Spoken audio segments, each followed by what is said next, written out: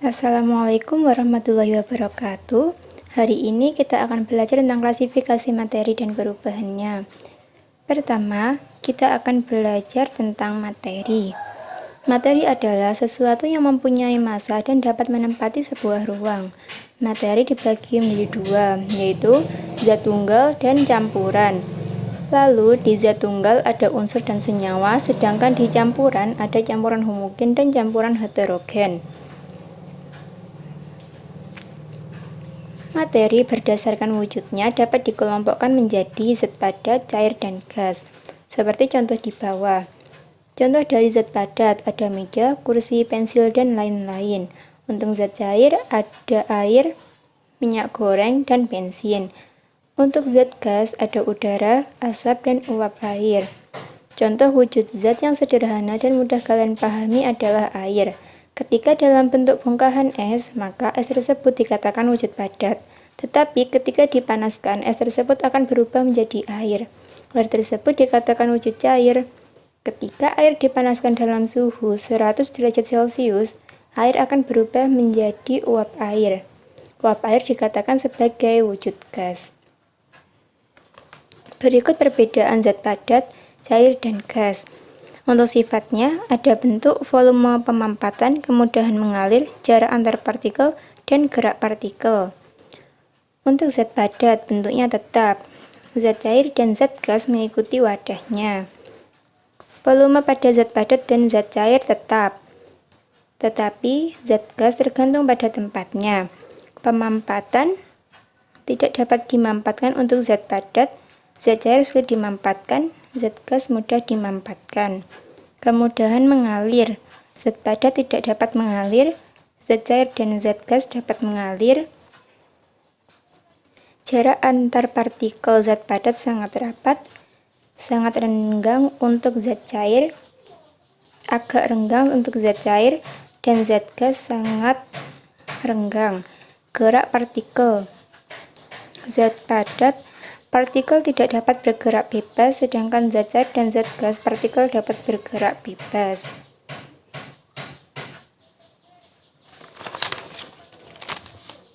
Selanjutnya ada unsur.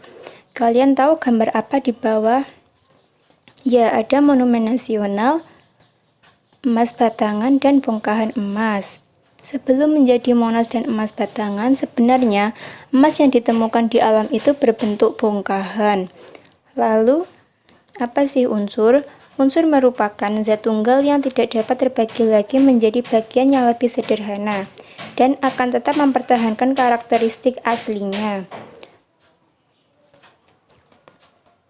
Contohnya, ada sebongkah emas. Apabila dibagi terus-menerus sampai bagian yang paling terkecil akan menjadi atom emas. Begitupun dengan besi, aluminium, argentum atau perak, cuprum atau tembaga, dan natrium.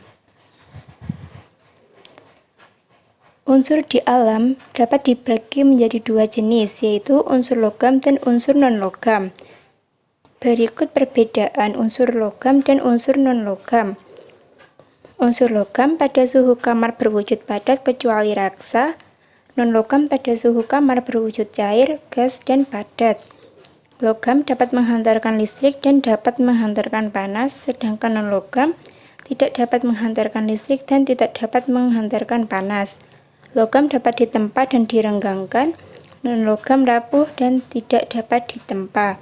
Logam mengkilap bila digosok, dan non-logam tidak mengkilap. Contoh unsur logam adalah besi, emas, dan seng, sedangkan unsur non-logam ada karbon, nitrogen, dan oksigen. Selanjutnya senyawa. Kita coba simulasi berikut.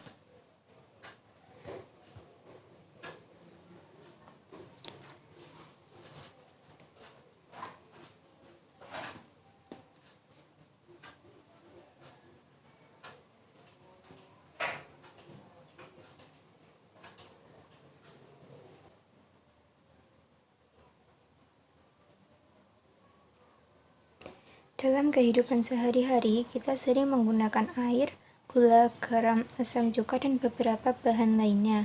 Kali ini kita akan mencoba menggunakan garam dapur. Kita coba masukkan natrium klorida atau yang biasa disebut dengan garam dapur.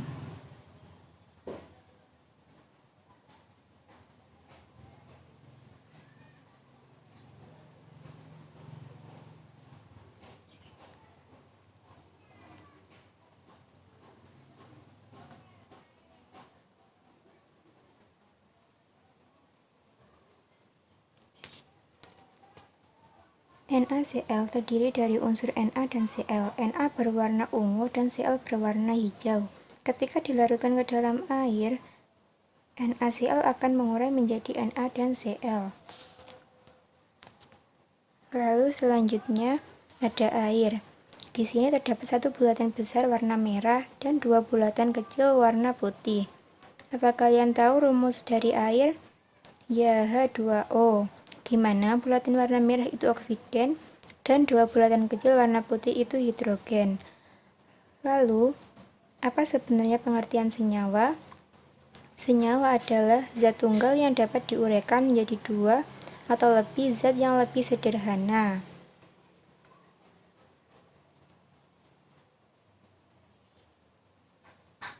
Lalu selanjutnya ada campuran. Campuran dibagi menjadi dua, yaitu campuran homogen dan campuran heterogen. Campuran homogen ada larutan asam, larutan basa, dan juga garam. Di sini ada contoh air gula dan pasir.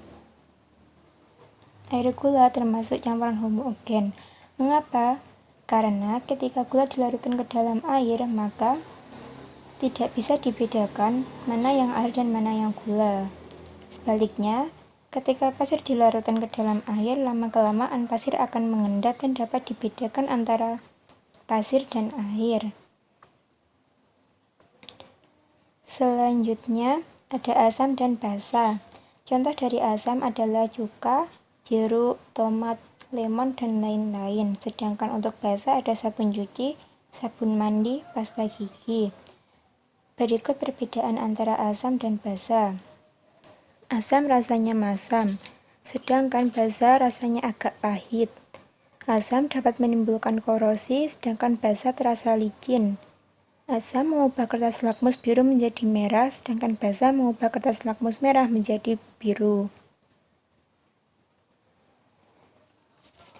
Untuk membedakan larutan tersebut asam atau basa, kita dapat menggunakan indikator. Indikator sendiri ada indikator alami dan indikator buatan.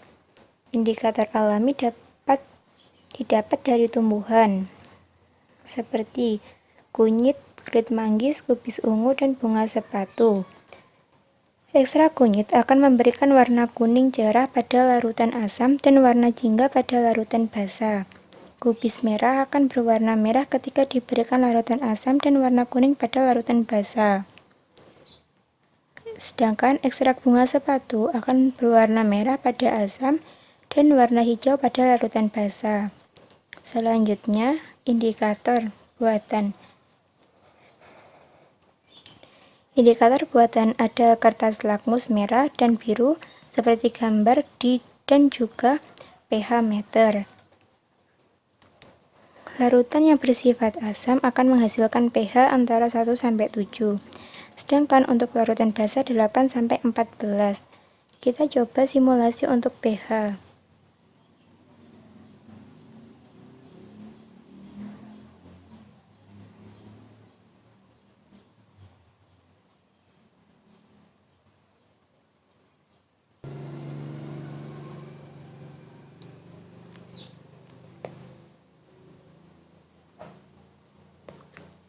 Air mengandung pH 7, yang berarti dia netral. Sekarang kita coba untuk jus jeruk. Dia mengandung pH 3,5, yang berarti dia asam. Sedangkan untuk sabun mandi, dia mengandung pH 10, yang artinya bersifat basa.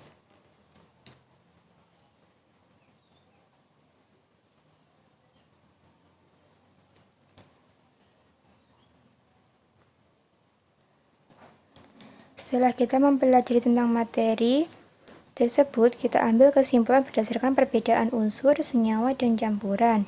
Unsur dan senyawa termasuk zat tunggal, sedangkan campuran termasuk campuran. Unsur tidak dapat diuraikan, sedangkan senyawa dan campuran dapat diuraikan. Unsur terdiri atas satu jenis atom, sedangkan senyawa dan campuran tersusun atas dua atau lebih jenis atom. Senyawa memiliki perbandingan massa zat penyusun tetap, sedangkan campuran perbandingan massa zat penyusunnya tidak tetap. Sekian pembelajaran kita hari ini. Apakah ada yang ditanyakan?